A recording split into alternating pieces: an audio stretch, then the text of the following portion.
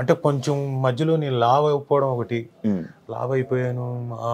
దానివల్ల ఆ లావ్ అంటే తగ్గిన తర్వాత కొంచెం సన్నబడ్డ తర్వాత ఇద్దాం అనుకున్నా, అలాగే తగ్గింది. అలానే ఉంటారన్న మీరు ఎప్పుడు చూసినా సేమ్ అదే మధ్యలో లావ్ అయ్యాను, బాగా లావ్ అయిపోయాను. మీరు bubble gum Roshan cinema release అప్పుడు చూస్తే అసలు ఎలా ఉంది, బుగ్గలు ఇదంతా వచ్చి మెడ ఇవన్నీ ఒకే దీంట్లోకి వచ్చేసాయి.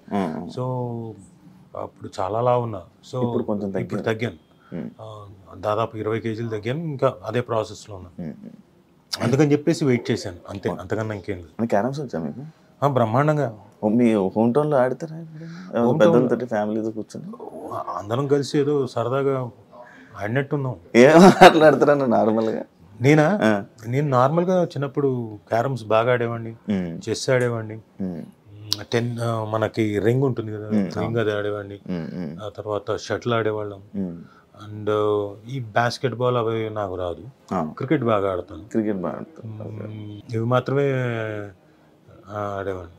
మధ్యలో నీ లావ్ అయిపోయింది చెప్పాను. ఒక 4 నెలలు మా నాన్న చెప్పిన మాటలు గుర్తొచ్చి, తిండి తినకపోతే ఎట్లారా, రుచులు తెలియకపోతే ఎలా, తినాలి రుచులు అంటే, సర్లే జీవితంలో కష్టపడ్డాం, దెబ్బలు తిన్నాం, చాలా చేసాం, ఇంకా తిన్నాం అని చెప్పేసి నాకు ఇష్టమైనవన్నీ, పప్పుల దగ్గర నుంచి, కూరల దగ్గర నుంచి, నాన్ వెజ్ క్రీమాల దగ్గర నుంచి, రసాల దగ్గర నుంచి, చారుల దగ్గర నుంచి, నా ఇష్టం ఏవైతే ఉన్నాయో అన్నీ చేయించుకునేవాడిని. 1, 2, 3 వాయిలు పీకేవాడిని. ఆ తర్వాత అది అంతా ఫుల్గా తినేవాడిని. మంచి ఫుడ్ అన్న? నేను బాగా ఫుడ్. అంటే అది కూడా తర్వాత, అంటే మా నాన్న పోయిన దగ్గర నుంచి బాగా పెరిగింది. ఎందుకంటే ఆయన విపరీతమైన ఇష్టం. ఆయన పోకముందు కూడా 4 రోజుల ముందు కూడా నాకు కీమా కావాలి, బాగా బాగా వేయించి ఉండాలి, సరే, నాకు మిరియాల రసం కావాలి, ఓకే, నాకు ఐస్ క్రీమ్ కావాలి, అది ఇవ్వనని నేను, నాకు కావాలి, నాకు కావాల్సింది నువ్వు ఇవ్వనంటావేంటని. నాన్న తినకూడదు, షుగర్ ఉంది నీకు, ఏం పర్లేదు, నాకు కొంచెమే తింటాను, సరే అని వీళ్ళకి పని వాళ్ళకి చెప్పి కొంచెం ఇవ్వండి అని చెప్పి ఆయన ఫుడ్. ఆయన పోయిన తర్వాత ఏమనిపించిందంటే, అప్పుడు చెప్పేవాడు, ఒరే అంతా కష్టపడి చేసేది చివరాఖరికి వచ్చి రుచికరమైన ఫుడ్ తినడానికి, అది ఎంజాయ్ చేయడానికి నీ లైఫ్ నువ్వు పరిగెడుతున్నావు. ఆల్రెడీ పొద్దుటి నుంచి సాయంత్రం వరకు నువ్వు పరిగెడతావు. రాత్రి వరకు నీ ప్రొఫెషన్లో పొద్దున్న వెళ్తే రాత్రి అవుతుందో మరుసటి రోజు అవుతుందో తెలియదు. పరిగెడుతున్నావు, కష్టపడుతున్నావు, వెరీ గుడ్, చెయ్యి, కష్టపడాలి. మనిషి అన్న ప్రతి వాడు కష్టపడాల్సిందే, ఎవడి ప్రొఫెషన్లో వాడు కష్టపడాల్సిందే.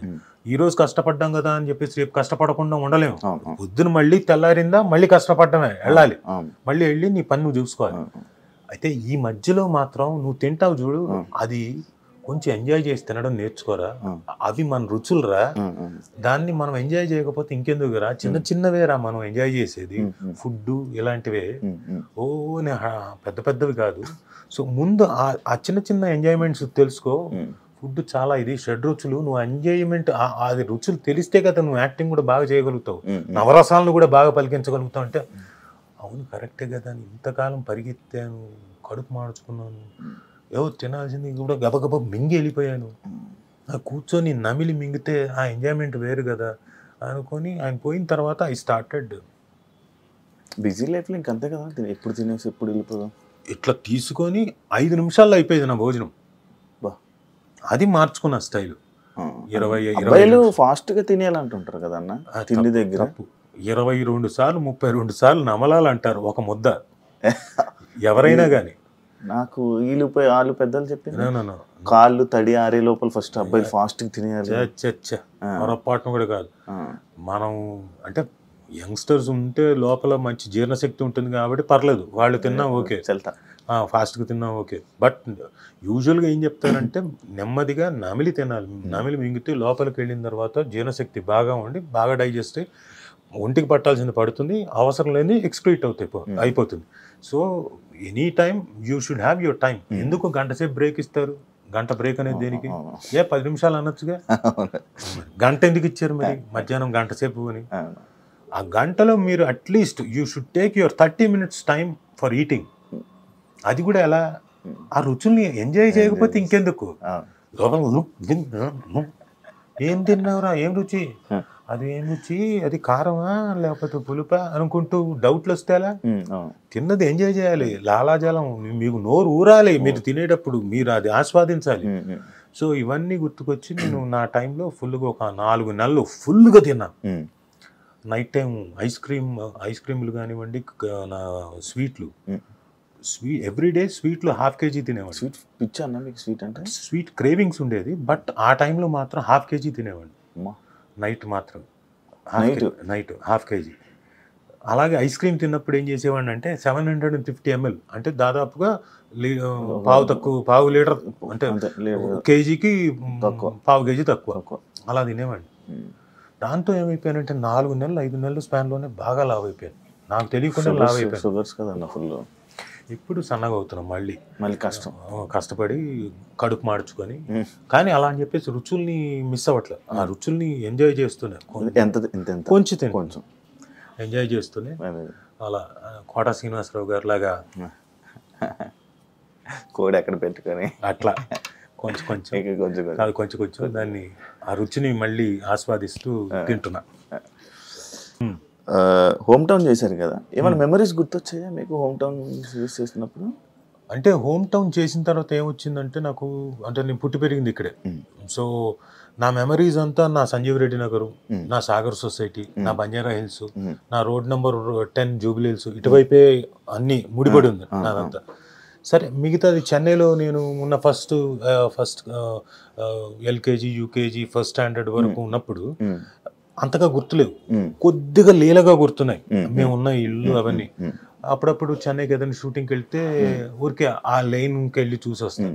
ఇప్పుడు నేనేంటంటే సంజీవ్ రెడ్డి నగర్కి వెళ్ళి B6F3కి మేమున్న మా పెద్దమ్మ వాళ్ళ ఇల్లు, మా పెద్దయ్య వాళ్ళ ఇల్లు, అక్కడికి వెళ్ళి ఆ తర్వాత మా అత్త వాళ్ళ ఇల్లు అటువైపు ఉండేది, బల్కంపేట దాటిన తర్వాత అటు వెళ్ళి, ఇటువైపు సాగర్ సొసైటీ, బంజారా హిల్స్, అప్పుడు పెద్ద బిల్డింగ్ ఉండేది టవర్ హౌస్, అది ఇప్పుడు లేదు, నో మోర్, అది పెద్ద అయిపోయింది. అది మళ్ళీ సాగర్ సొసైటీ, మళ్ళీ రోడ్ నెంబర్ 10, ఇవన్నీ ఊరికే చూసుకొని వస్తాను. నా మెమరీస్ అన్ని ఇక్కడే. మా మదర్ది వచ్చి ప్రొద్దుటూరు, రాయలసీమ. వాళ్ళేమో 1950-51 టైంకి ఇక్కడికి మైగ్రేట్ అయిపోయారు.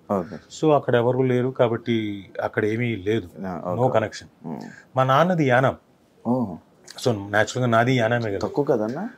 తక్కువ వెళ్ళడం, నేను బాటిల్ కూడా తక్కువ అంటారు రేట్. అబ్బా నీకు ఇలాంటి విషయాలు తెలుసా అంటుంటారు, ఎప్పుడు వెళ్ళే. తక్కువే, డెఫినెట్ గా తక్కువ, 30% ఏదో తక్కువ ఉంటుంది. న్యాచురల్ డీజిల్ కూడా తక్కువ ఉంటుంది, అది మాత్రమే అడుగుతావు తక్కువ అని, మిగతా డీజిల్ గురించి అంటే ట్యాక్స్ తక్కువ.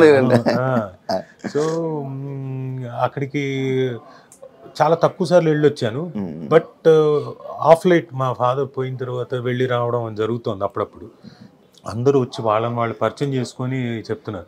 సో న్యాచురల్ ఇప్పుడు నా కనెక్షన్స్ పెంచుకోవాలి, వాళ్ళందరూ అంత ఆప్యాయంగా వచ్చి పలకరిస్తున్నప్పుడు నేను కూడా అప్పుడప్పుడు సంవత్సరానికి ఒకసారి 2 సార్లు వెళ్ళి వాళ్ళందరితో 2-3 రోజులు 4 రోజులు గడిపి రావాలి, అందరితో కలిసి రావాలని. హోమ్ టౌన్ చేసిన తర్వాత ఇంకా ఎక్కువ బలంగా పెరిగిపోయింది, అంటే రూట్స్ మర్చిపోకూడదు, వెళ్ళి రావాలి, ఒక 3 రోజులు 4 రోజులు కలిసి రావాలి, స్పెండ్ చేసి రావాలి. ఎస్, డెఫినెట్గా వాళ్ళందరినీ కలిసి రావాలి. గోదావరి గట్టు మీద కూర్చొని వచ్చినా చాలు, మిగతా వాళ్ళందరూ కలిసి వచ్చినా రాకపోయినా సరదాగా గోదావరి గట్టు మీద కూర్చున్నా కానీ ఆ టైం గాలి, పచ్చని గాలి, అది కొంచెం స్పెండ్ చేసి రావాలి. మిస్ అయ్యారు డెఫినెట్ గా, అంతే. సో వెళ్ళి రావాలి. ఇది ఎందుకంటే నా పిల్లలకు కూడా రేపొద్దున కనెక్షన్ ఉండాలి ఆ ప్రాంతంతో. రేపొద్దున వాళ్ళు ఇక్కడ పుట్టి పెరిగారు, సో ఇప్పుడు ఇంకొక తరం వెళ్ళిపోయిందంటే తర్వాత ఏమవుతుంది, కనెక్షన్ పోతుంది. ఇప్పుడు మా అమ్మ వాళ్ళు ఎప్పుడైతే ప్రొద్దుటూరు నుంచి మైగ్రేట్ వచ్చేసారో అక్కడ ఎవరు లేరు, కనెక్షన్ లేకుండా పోయింది.